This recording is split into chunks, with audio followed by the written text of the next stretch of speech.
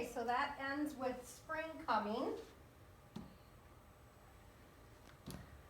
So we just learned about animals in winter, right? Yeah. Okay. We learned that animals do certain things to survive in the winter, right? Yeah. Right.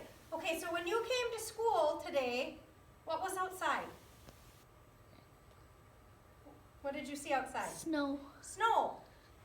What did you have to do differently to come to school than you did last week when we didn't have snow? What did you do? You had to wear snow pants. You had to wear snow pants. What else did you have to do?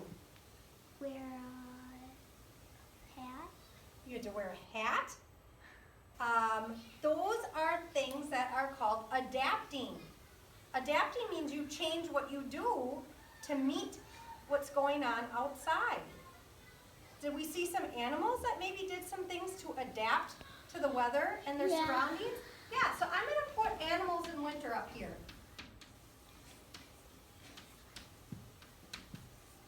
And we just talked about one thing they did, which was adapt.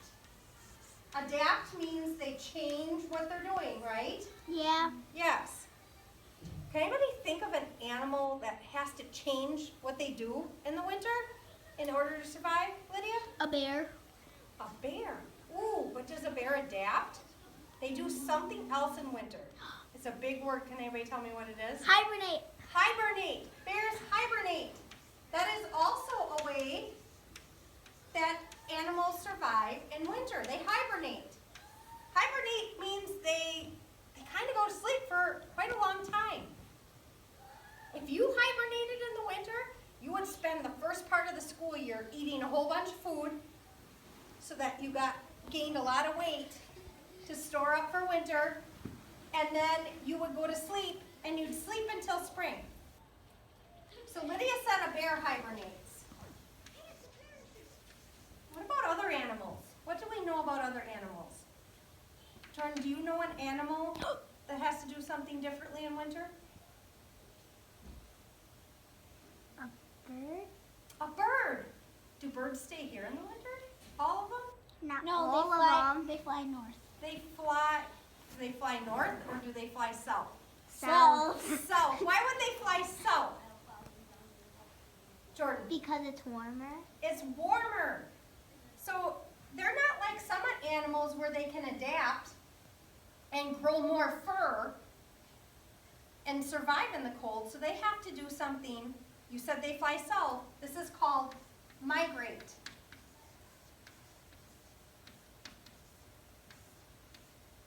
We said birds do this. I'm sure you've heard people say, oh, look, spring must be here because I see a robin outside. Lydia. I know how birds fly. They fly in a V. They do fly in a V, yes. So sometimes in the fall, we'll see a V of geese. Usually you can hear them before you see them. Have you guys seen that? Yeah. And they will be flying towards the south because they're heading to a warmer area. And then in the spring, we will see them flying north. So birds do what's called migrate. Some people migrate. My grandparents always used to go to Florida when it would get cold. Whoa. Just like the birds, they'd go south, and then they'd come back when the weather got warm. Lydia, do you have another animal? A squirrel. A squirrel. What do squirrels do? They hibernate. Do you know what squirrels do? They adapt. So you always see squirrels out gathering up food? Yeah. Yes. They are doing this because they need to survive in the winter. They need to survive by having enough food to eat. So sometimes, you know how have either of your moms ever said, well, I don't want to go out because it's going to be snowing really hard and it's going to be cold, so maybe you buy extra groceries when you go so you don't have to go out in the cold? It's kind of what the squirrels do. And they put a bunch of leaves and straw in their house, in their den, to keep themselves warm, kind of like we do to heat our houses, right? Yeah. Heating our houses is a way of adapting also. Except we use blankets. Well, Yeah. yep, some people use extra blankets. Or fireplace. Or a fireplace. Some people have gas heat in their house. Some people burn wood or a fireplace. Some get extra blankets. You might get out your footy pajamas because we're not like animals where you can grow a bunch of extra fur to stay warm. Right? Yeah. My cat's really furry. Yeah. And then in the spring, we will see some of these animals lose some of that fur. Did you ever see an animal do that? Yeah. And then they kind of look like, oh, what's wrong with that animal? And they're just getting rid of some of the fur. A deer. A deer does that. A deer is a good example of an animal that adapts in our area.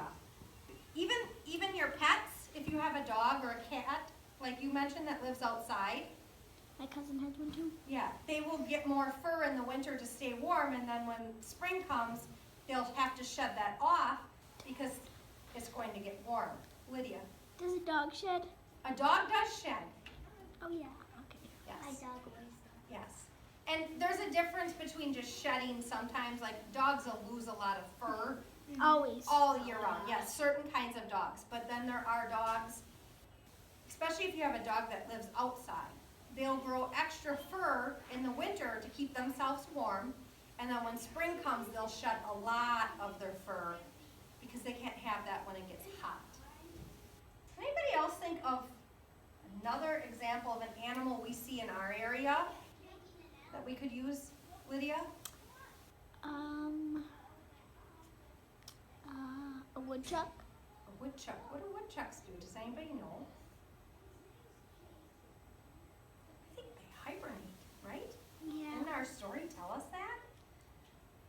Do you know that some animals don't even grow extra fur?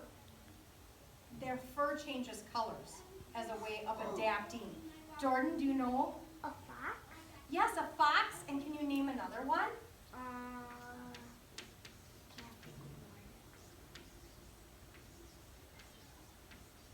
Oh, rabbit. A rabbit.